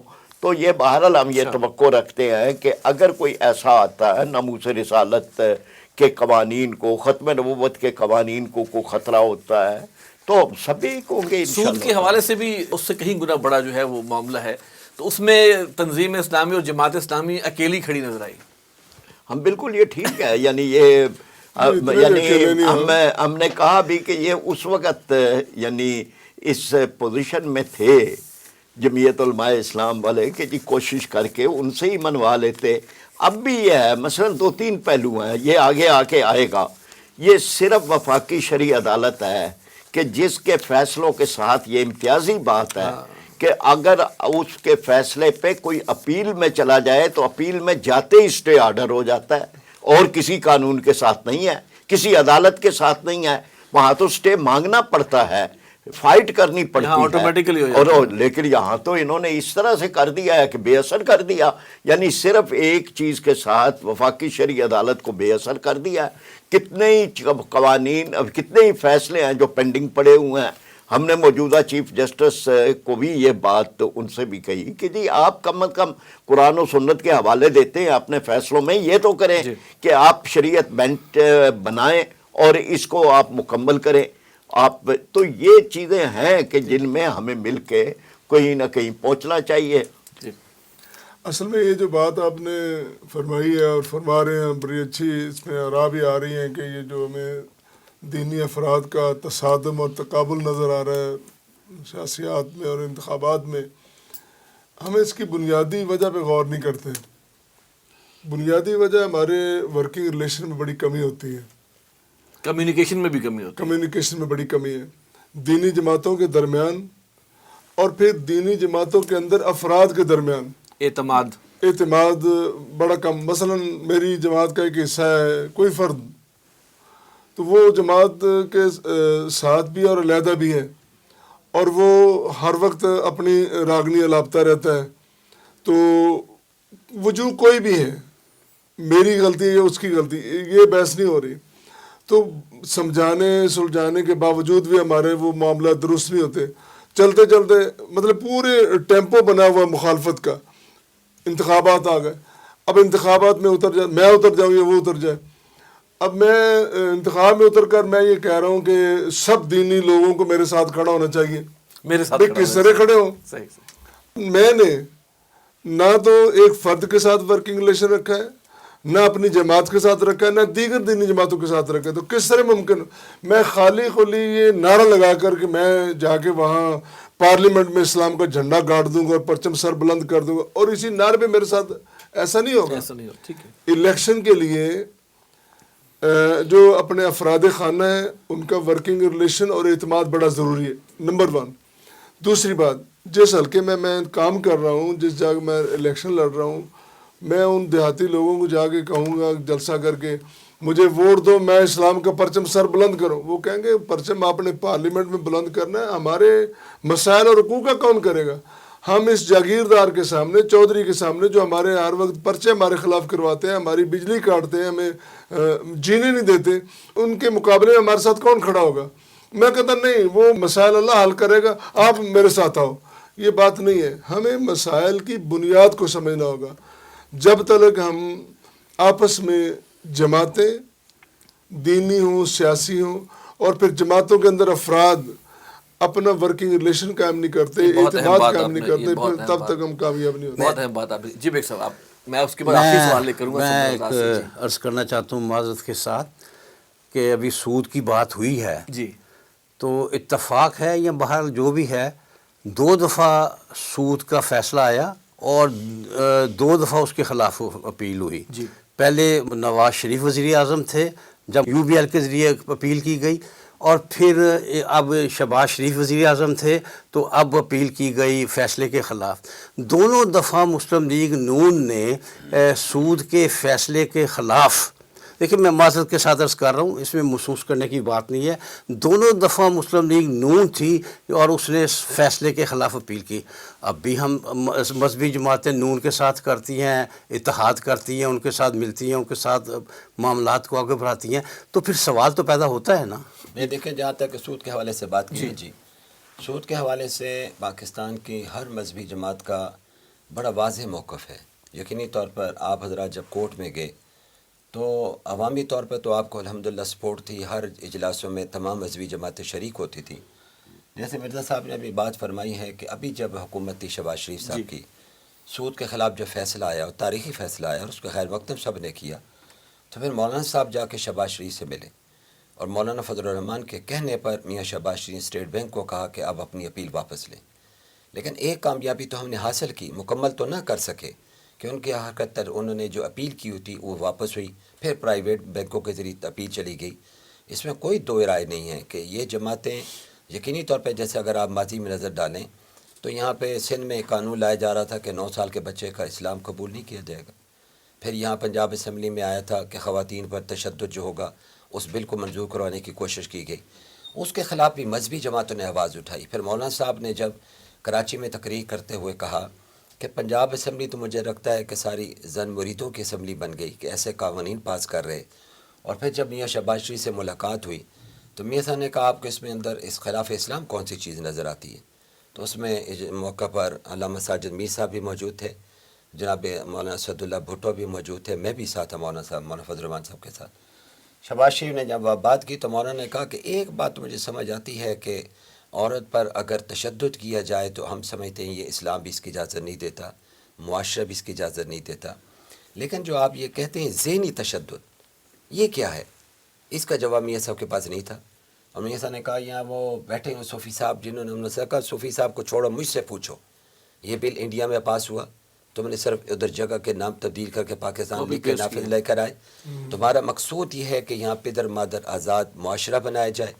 ایک بچی کالج یونیورسٹی میں جاتی ہے اور اس نے گھر میں شام کو 4 بجے واپس آنا، اگر 3 گھنٹے لیٹ ہوئی باپ اس سے نہیں پوچھ سکتا بیٹا آپ لیٹ کیوں آئے، اور اگر وہ سوال کرے تو کہ مجھے ذہنی اذیت دی گئی ہے. اس کے بعد میاں صاحب کے پاس جواب نہیں تھا. لیکن یہ آپ حضرات کی جماعتیں باوجود کہ ہم شاید ان کے اتحادی تھے، ہم ان کے مخالف میں کھڑے تھے، لیکن ہم نے ان بلوں کو ملک میں عملی طور پر نافذ نہیں ہونے دیا ہے۔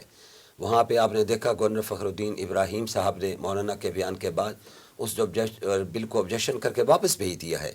میں سمجھتا ہوں کہ اگر مذہبی جماعتیں کسی پلیٹ فارم پر موجود ہوں گی تو ان کی آواز میں آج بھی اللہ نے قوت و طاقت رکھی ہوئی ہے کہ جب یہ آواز اٹھاتے ہیں تو اللہ ان کی مدد بھی فرماتے ہیں۔ جی بیگ صاحب، عبدالغفور راشد صاحب نے کہا جی کہ ہم نے الیکشن کو حرام سمجھا ہوا ہے، جو میں نے کہا ہم نے کہ حرام ووٹ دینے کبھی کو نہیں جی۔ تو اسی تناظر میں آپ سے پوچھنا چاہوں گا کہ تنظیم اسلامی جو ہے وہ اپنے رفقا کو اس انتخابی سیاست کے حوالے سے کیا گائیڈ لائن دیتی ہے؟ ووٹ کس کو دیا جائے یا کس طرح کے بندے میں کو دیا سمجھتے جائے؟ بالکل واضح طور پر سب کے سامنے آ چکی ہے۔ تنظیم اسلامی نے ہمیشہ اپنے رفقا کو دو باتیں کہی ہیں کہ دیکھیں ووٹ یقیناً ایک امانت ہے، اور امانت جو ہے وہ جس کا حق ہو اس کو پہنچانی چاہیے۔ اس میں دو باتیں ہیں، ایک تو جس جماعت کا امیدوار آپ کے علاقے میں کھڑا ہو اس جماعت کے منشور میں کوئی بات خلاف اسلام نہ ہو، نمبر ایک۔ اور نمبر دو، جو امیدوار کھڑا ہے، جو شخص کھڑا ہے آپ کے حلقے میں، اس میں ظاہری طور پر کوئی فسق و فجور والی مسئلہ نہ ہو۔ دیکھو کسی کو اندر سے پھول تو نہیں سکتے کہ اس کے گھر جا کر پتہ کریں ہم بندہ کیسا ہے۔ ظاہری طور پر اس میں کوئی ایسی بات نہ ہو جس سے معلوم ہو کہ وہ ایک فسق و فجور میں مبتلا ہے۔ یہ دو باتیں اگر ہوں تو آپ جس کو چاہیں تو اس سے لمٹ تو ہو جاتا ہے کہ کم از کم دینی جماعتیں ہی رہ گئی پھر ہمارے پاس۔ میں یہ بات کہنے کی پوزیشن میں نہیں ہوں کہ میں یہ بات کہنی پڑے گی۔ میں معذرت کے ساتھ اس وقت الحمدللہ ہم یہ جو 3 جماعتوں کے نمائندے یہاں بیٹھے ہیں، ہماری جماعتوں کے سربراہ مشکل ترین حالات میں کھڑے رہے، ایجنسیاں ادارے انہوں نے محنتیں کر لیں، کوششیں کر لیں، ان کے خلاف کسی ایک کے خلاف کوئی مقدمہ دائر نہیں کر سکے اور کوئی کرپشن کا کیس پیش نہیں کر سکے، کسی ایک، تینوں جماعتوں کے سربراہ۔ میں بڑی ذمہ داری سے عرض کر رہا ہوں، لہذا دینی جماعتیں اس بارے میں، افراد میں کمیاں ہوتی ہیں، کس جگہ اچھے برے نہیں ہوتے، پورا ٹوٹل معاشرہ جو ہے نا وہ تو شاید رب کبھی تقاضا نہیں ہے کہ پورے ساری انسانیت ہی مطلب ایسے ہو۔ آپ اگر لمبی بات میں جائیں تو نہیں تو سربراہوں کے بارے میں کسی نے کہا بھی تو کچھ نہیں، اچھے برے سارے کسی نے کہا بھی تو کچھ نہیں۔ آپ نے کہا ہمیں یہ کہنا پڑے گا دینی جماعتیں الحمدللہ آج بھی ایک پورا کریکٹر اور کردار رکھتی ہیں۔ ہماری اگر کوئی کمزوری ہے تو وہ پہلے بات ہو چکی ہے، اس میں جو بے جا مداخلت اور بہت زیادہ مداخلت دینی سیاسی جماعتوں میں زیادہ اور دینی جماعتوں میں بھی ہے، اس کی وجہ سے کچھ کمزوریاں آئی ہیں، افراد میں بھی کمیاں موجود ہیں، لیکن قیادتیں الحمدللہ اب بھی موجود ہیں اور بڑی اچھی قیادتیں موجود ہیں، اور اللہ کرے آئندہ بھی ایسی قیادتیں رہیں اور تاکہ دینی جماعتیں قائم دائم رہیں۔ امجد صاحب، آپ سے چاہوں گا کہ بس بریفلی آپ جو پاکستانی عوام ہے، مسلمان عوام، آپ ان کو کیا پیغام دینا چاہتے ہیں اس الیکشن کے حوالے سے، ووٹنگ کے حوالے سے، اس پوری صورتحال کے حوالے سے؟ پاکستان کے عوام میں سمجھتا ہوں بڑی شعور والی عوام ہے، وہ پاکستان کی تاریخ کو اچھی طرح جانتے ہیں۔ پاکستان کی قوم یقیناً 8 فروری کو ووٹ ایک امانت ہے ان کے پاس، امانت جو ہوگی وہ اہل کو دینی چاہیے، نااہل کو نہیں دینی چاہیے۔ اس کے لیے میں جب پاکستان کے دستور کی بات کرتا ہوں، پاکستان کی آئین کی بات کرتا ہوں، تو جب میں دستور کی آرٹیکل 62 63 کو سامنے رکھنا چاہیے، آپ کو دیکھنا چاہیے کہ امیدوار کیا صوم و صلات کا پابند ہے، کسی گناہ کبیرہ میں شریک تو نہیں ہے، کسی اس نے غیر اسلامی سمت کی طرف قدم تو نہیں اٹھایا، اس نے معاشرے میں مخلوق کی خدمت کے لیے کوئی کردار ادا کیا ہے۔ تو میرے خیال میں بات نتیجتاً یہی پہنچے گی کہ اس میں سب سے زیادہ موضوع مذہبی جماعتیں ہوں گی، اور یقینی طور پر عوام مذہبی جماعتوں کو پسند بھی کرتے ہیں، ان کے کردار کو بھی جانتے ہیں۔ اور جیسے ابھی پروفیسر نے، ڈاکٹر صاحب نے فرمایا، عبدالغفور راشد صاحب نے، کہ آپ پاکستان کی مذہبی قیادت اور سیاسی قیادت کے حوالے سے اگر نظر ڈالیں گے تو آج تک پاکستان کی کسی مذہبی لیڈر پر، وہ کسی بھی سیاسی مذہبی جماعت سے تعلق ہو، ان پہ کرپشن کا الزام نہیں لگا ہے۔ میں نے جیسے شروع میں کہا ہے، کسی پر قرضہ معاف کرانے کا الزام نہیں لگا ہے، بلکہ ان کا مؤثر کردار اسمبلی میں نظر آیا۔ اگر کشمیر کا معاملہ آیا تو اس پہ آپ دیکھیے کہ پاکستان کی مذہبی جماعتوں نے اپنا کردار ادا کیا، جمعیت علماء اسلام کے سربراہ مولانا فضل الرحمان کا کردار ہے، جماعت اسلامی کا کردار ہے، علامہ ساجد میر صاحب کا کردار ہے۔ پھر آپ غزہ کے مسئلے پہ آ جائیے، ابھی غزہ کے مسئلے پر پاکستانی قوم کو دیکھنا چاہیے کہ پاکستان کی کون سی سیاسی جماعت تھی جو میدان میں اتری۔ سب سے پہلے اس پر آواز اٹھائی تو مولانا فضل الرحمان نے، پھر ہمارے علامہ ساجد میر صاحب، جناب سراج الحق صاحب، اور پھر بڑے بڑے پاکستان میں اجتماعات کیے، ہم نے مارچ کیے، جلوس جلسے کیے، پوری قوم ایک جگہ پہ ایک صف پہ نظر آئی۔ کشمیر کا معاملہ ہو، غزہ کا معاملہ ہو، افغانستان کا معاملہ ہو، عراق کا معاملہ ہو، یا پھر جب امریکہ کی غلامی سے نکلنے کی بات ہو تو مذہبی جماعتیں ہم کے سامنے۔ میں سمجھتا ہوں کہ پاکستان کی قوم کو اس مرتبہ آزمائشوں کو طرف نہیں جانا چاہیے، انہیں یقینی طور پر مذہبی جماعتوں میں تو باہر جب اب الیکشن لڑ رہے ہیں تو لازمی بات ہے میں کہوں گا کتاب کے نشان کو ووٹ دیجئے، پراچا صاحب اپنے نشان کی بات کریں گے، اسی طرح ہمارے علامہ ساجد میر صاحب کی جماعت ہوگی۔ میں پاکستان کی قوم سے بھی یہ اپیل کروں گا اور تنظیم اسلامی کے لوگوں سے بھی یہ اپیل کروں گا کہ وہ ووٹ بہرحال کتاب کو دیں، مذہبی جماعتوں کو دیں، اور یہ ان کی شایان شان بھی ہے، ان کا حق بھی ہے، ان پہ فرض بھی ہے۔ آئیے آپ اس فرض کو پورا کیجئے۔ ہم انشاءاللہ العزیز، جیسے مرزا صاحب نے بھی باتیں کہی ہیں، وقت آئے گا، الیکشن کے نتائج نکلتے ایک وقت آئے گا کہ انشاءاللہ مذہبی قوتیں پاکستان پر اقتدار میں آئیں گی اور وہ انقلابی اقدامات کریں گی، اسلام عملی طور پہ نافذ ہوگا اور بیرونی غلامی سے ہم انشاءاللہ العزیز آزادی حاصل کر سکیں۔ سر آپ کی بات۔ میں یہ سمجھتا ہوں کہ ہمارا قانون دستور منشور بھی اسی بات کی طرف ہمیں پابند کرتا ہے، ہمارے جو کینڈیڈیٹس ہیں ان کی بھی شرائط ہیں کہ وہ کیسے کیسے لوگ ہوں، تو ہمیں ترجیحاً اچھے لوگوں کو ووٹ دینا چاہیے۔ ہم واقف ہیں ان کے کریکٹر سے، کردار سے، اور ان کو دیکھتے ہوئے ہمیں کم از کم ایسے بندے کو بالکل ووٹ نہیں دینا چاہیے کہ جو واضح طور پر اسلام کے خلاف ہو، جو واضح طور پر پاکستان کے خلاف بات کرنے والا ہو۔ ہر ہمارے جو مطلوبہ اور محبوب کینڈیڈیٹ ہے، امیدوار ہے، اس میں اسلامیت اور پاکستانیت بدرجہ اتم ہونی چاہیے، اس کو ملوز خاطر رکھنا چاہیے۔ سر جی، میں تینوں دوستوں سے اتفاق کرتے ہوئے ایک دو باتیں میں عرض کروں گا۔ ایک تو یہ ہے کہ جی شہادت ہے، ووٹ یعنی امانت بھی ہے، گواہی بھی ہے، ولا تکتم الشہادہ، اور گواہی چھپانی نہیں چاہیے، یعنی اس کا مطلب یہ ہے کہ ووٹ لازمی اور دینا۔ المستشار مؤتمن والی بات ہاں، بھی ہے۔ مطلب یہ ہم نے اپنے منشور میں یہ رکھا ہے کہ ووٹ دینا لازمی ہو۔ اس کے بعد یہ ہے کہ متناسب نمائندگی کا نظام ہو تاکہ ووٹ جو ہے وہ پارٹیوں کو ملے۔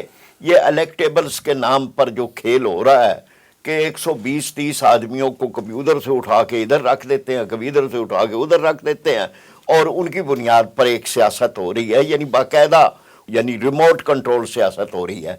تیسری بات ہم نے یہ بات رکھی ہے کہ جو 62-63 ہے، اب تو اس کے ختم کرنے کی بھی بات ہو رہی ہے۔ 62-63 پر عمل درآمد کو یقینی بنانے کے لیے مستقل کمیشن ہو کہ جو پورا مطلب ایک عین پولنگ والے ڈے نہیں بلکہ وہ اس کو دیکھتے رہیں، جس نے بھی کوالیفائی ہونا ہے وہ ان کے پاس اپلائی کرے، وہ اس کو ایڈورٹائز کریں، لوگوں کو پتہ ہو کہ یہ صاحب کاغذات نامزدگی جمع کرانے سے تو کم از کم شروع کریں نا۔ مطلب یہ ہے نا کہ کچھ نہ کچھ تو اس کے لیے نمازیں پڑھنے ہیں، چلے مطلب کوالیفائی ہونے کے لیے۔ تو یہ ہے آخری بات اس میں یہ ہے کہ جو قرآن پاک نے ارشاد فرمایا کہ ظہر الفساد فی البر والبحر بما کسبت ایدی الناس، یہ کسبت ایدی الناس لوگوں کے ہاتھوں کی کمائی میں اب یہ بھی ہے کہ ہاتھ کے ذریعے سے آپ کے ہاتھ میں ایک مہر آتی ہے، اس کے ذریعے سے آپ اپنے نمائندے چنتے ہیں۔ یہ جو نمائندے چنتے ہیں یہ آپ کے یا ثواب کا ذریعہ بن سکتے ہیں یا گناہ کا ذریعہ، عذاب کا ذریعہ بن سکتے ہیں۔ یہ صدقہ جاریہ بھی ہوتے ہیں۔ ایک سچویشن ہے جو کہ آخر بس میں کر کے کلوز کروں گا کہ ہم نے آپ کی بات مان لی اور ہم نے ایسے بندے کو ووٹ دے دیا یا ایسی جماعت کو ووٹ دے دیا جو کہ جس میں تمام کوالٹیز ہیں، اس کے بعد اس جماعت نے جا کے حکومت میں اتحاد کر لیا انہی چوروں کے ساتھ، انہی خائنوں کے ساتھ، انہی شرابیوں کے ساتھ، انہی زانیوں کے ساتھ، تو میں کیا کروں گا؟ نہیں، یہ ٹھیک ہے، یہ سوال ووٹر کا بنتا ہے، یہ حق اس کا بنتا ہے کہ آپ کو تو ہم نے دیا تھا اسلامی نظام کے لیے، نظام مصطفیٰ کے لیے، اور یہ ہوتا ہے نا سر، یہ سب ہوتا ہے نا، رسالت کے لیے، سود کے خاتمے کے لیے، تو یہ دینی جماعتوں کے پیش نظر رہنا چاہیے۔ اب وہ دینی جماعتیں اللہ کے ہاں جواب دہ ہوں گی جنہوں نے کہ دین کے نام پر ووٹ لیا، اور جن کو لوگوں نے کہ وہ اپنے اگلے عمل میں جب وہ اسمبلیوں میں جائیں تو بھی دیکھیں، وہ ایک حدیث ہے جس کو کہا تو جاتا ہے ضعیف ہے، من مشى مع ظالم لیقویہ وہو یعلم انہ ظالم فقد خرج من الاسلام، ایک جگہ ہے فقد عان علی حدب الاسلام، جو چلا کسی فاسق کے ساتھ، کسی ظالم کے ساتھ اس کی تائید کرتے ہوئے، یا اور وہ جانتا ہے المرء مع من احب، جی، اور جانتے ہوئے کہ وہ ظالم ہے، تو اسے تو اسلام کی جڑیں کھودنے ہیں مدد کی. جی دیکھیں ساری بات یہی ہوئی ہے، افراد ہوں یا جماعتیں، ان کو اعتماد جو انہوں نے پہلے قائم کیا نا ووٹ لیتے ہوئے، اس اعتماد کو قائم رکھنا چاہیے، مینٹین رکھنا چاہیے. آج ووٹ لے لیے تو کل وہاں جا کے اپنے ووٹر کے اعتماد کو نہیں توڑنا چاہیے، اور اپنے اعتماد کو بھی نہیں توڑنا چاہیے، اور جو اللہ کے ساتھ وعدہ کیا اس کو بھی پورا کرنا چاہیے. آگے جا کے بھی ایسا نہیں کرنا چاہیے. میں سمجھتا ہوں کہ یہ بڑی اچھی بات آپ نے فرمائی. دیکھنا یہ ہے کہ آپ اپنے منشور پر گئے اور عوام نے آپ کو منشور کے مطابق ووٹ دی. جی اب وہاں پہ اگر ایک جماعت کی حکومت بن جاتی ہے اور ہماری تعداد بھی بہت تھوڑی سی ہے، جب ہم نے کسی بھی قوانین کے لیے ان سے ہیلپ لینی ہے، کیا ہم ان کے ساتھ الائی جب بنیں گے، کیا ہم غیر شرعی طور پہ کسی قانون میں ان کی حمایت کر رہے ہیں؟ سر آپ حزب اختلاف میں بھی تو بیٹھ کے ان کو آپ روک سکتے ہیں. ہم نے حزب اختلاف میں بھی رہ کر ان کے خلاف آواز اٹھائی، حزب اقتدار میں بھی بیٹھ کے ان کے خلاف آواز اٹھائی. یہ جمعیت علماء اسلام کی تاریخ ہے. میں اگلی جو بات کہنا چاہتا ہوں کہ کیا جب ہم کسی کے ساتھ الائی بنے، کیا ان کے غیر شرعی کسی بل کی حمایت کی؟ یہ ریکارڈ پہ نہیں ہوگا. لیکن سر الائی بننے کا مطلب یہ ہے کہ تائید تو ہوگی نا سر. نہیں، الائی یہ ہے کہ آپ ان کے انتخابی نشان پر جیتیں، آپ اپنے انتخابی نشان پر جیت کر گئے. اب اندر بیٹھ کر جس وقت آپ نے کوئی اقدامات کروانے ہیں تو اس کے لیے لازمی بات ہے کہ آپ کو دیکھنا ہوگا کہ مؤثر آواز کون سی ہے، ہم جن سے اسلام کا کام لے سکیں گے. اس پہ جماعت پالیسی طے کرتی ہے، ہر جماعت کی بیٹھ کے اجلاس ہوتے ہیں، بیٹھک ہوتی ہے، وہ طے کرتے ہیں ہم نے کس سطح تک ان کے ساتھ چلنا ہے. اس پہ آپ اسمبلی کا، سینٹ کا یقینی طور پر کردار. ایک جملہ آخری، ابھی دیکھیے ناموس صحابہ اور ناموس اہل بیت بل کی باری آئی. قومی اسمبلی میں ہماری اکثریت تو نہیں تھی، ہمارے مولانا مفتی عبدالشکور موجود تھے، مولانا اکبر چترالی موجود تھے. ہم نے انہی لوگوں سے جن کو ہم کہتے ہیں کہ جو سیکولر مزاج، جی آپ دیکھیں کہ وہ بل وہاں سے منظور ہوا. اگر ان کی سپورٹ ہم نہ لیتے تو کیسے لے؟ سینٹ میں آپ چلے جائیے، سینٹ میں مشتاق خان صاحب موجود تھے، پروفیسر صاحب کی جماعت کے، وہاں پر حافظ عبدالکریم صاحب موجود تھے، مولانا طارمان، مولانا عبدالغفور حیدری، مشتاق، ہمارے جناب طلحہ محمود صاحب وزیر تھے. اس بل کو روکنے کی کوشش کی گئی. محترم جی سر میں عرض کرتا ہوں چھوٹا سا جملہ، اور نہیں وہ الگ بات ہے، اس پر ایک جماعت نے وہاں کھڑے ہو کر ترمیم لانے کی بات کی. ہمارے منسٹر نے کہا ابھی ترمیم دیجیے، ان کی تیاری نہیں تھی، ترمیم نہیں، بل پاس ہو گیا، اور بل پاس ہو کر ایوان صدر میں چلا گیا. ایوان صدر میں علوی صاحب نے اس پر دستخط نہیں کیے. آپ کو معلوم ہے کہ جماعت سے تعلق رکھتے تھے، انہوں نے دستخط نہیں کیے، لیکن وہ بل پاکستان کی قومی اسمبلی سینٹ سے پاس ہوا، مذہبی جماعتوں کی حکمت عملی کے نتیجے میں پاس ہوا ہے. یہ وہاں جا کے کچھ پالیسی تھوڑی سی رائٹ لیفٹ ہونا پڑتا ہے، جس میں آپ ان سے سپورٹ لیتے ہیں اور غیر اسلامی قوانین کی طرف ان کو جانے نہیں دیتے، اور شرعی قوانین کے لیے ان کی مدد ضرور حاصل کرتے ہیں. جی جزاک اللہ. آپ تمام حضرات کی آمد کا بہت شکریہ. اگرچہ اس وقت گہما گہمی الیکشن کی ہے اور آپ حضرات بہت مصروف ہوں گے، لیکن میں تہہ دل سے آپ کا شکر گزار ہوں آپ تمام حضرات کا. محترم ناظرین، یہ ہمارا پروگرام تھا خصوصی الیکشن کے حوالے سے اور خصوصاً دینی سیاسی جماعتوں کے حوالے سے. ہم نے اپنے اعتراضات، اپنی خواہشات، اپنے سوالات ان کے سامنے رکھے اور ان سے ہم نے جوابات لیے ہیں. بہرحال یہ ہمارا اور آپ کا سب کا معاملہ ہے، اور المستشار المؤتمن، جس سے مشورہ لیا جائے وہ امین ہوتا ہے، اس کو امانت دار اپنا مشورہ صحیح دینا چاہیے.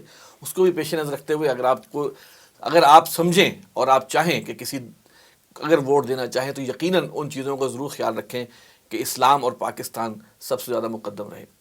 اپنے اس پروگرام کے بارے میں رائے ضرور دیجیے گا. ہمارا ای میل ایڈریس ہے media@tanzeem.org. اگلے پروگرام تک کے لیے اجازت دیجیے. السلام علیکم ورحمۃ اللہ وبرکاتہ.